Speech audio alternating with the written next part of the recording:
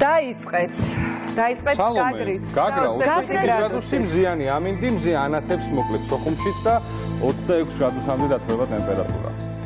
ზუგდიდში +28 გრადუსი, ასევე არაჩვეულებრივი ამინდი, მესტიაში +18, აქაც მზე ჩახჩახებს. მეგობრებო, ფოთში +26, ბათუმში +27, მოკლედ აქედან მივდივართ სანაპიროზე ყველა ერთად.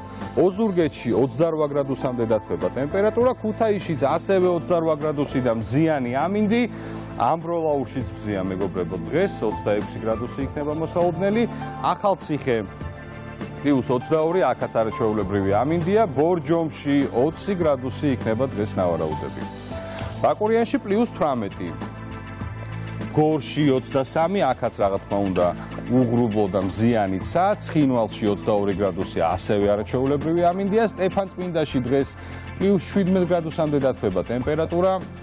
გუდაურში მოსაუბნელია მაქსიმალური ტემპერატურა +12 გრადუსი, თელავი 22 გრადუსი იქნება დღეს. კახეთში, რუსთავში 23 გრადუსია ნავარაუდები და ჩვენს დედაქალაქში თბილისში ასევე 23 გრადუსი, მზიანი დღე, არანაირი ღრუბელი, არანაირი ნალექი და აი ესე ჩვენი თბილისი. აბა არის თუ არა ოქროსფრად შემოსილი ის? მე მგონი უკვე არის ხო, თუ თვალი არ მატყუებს.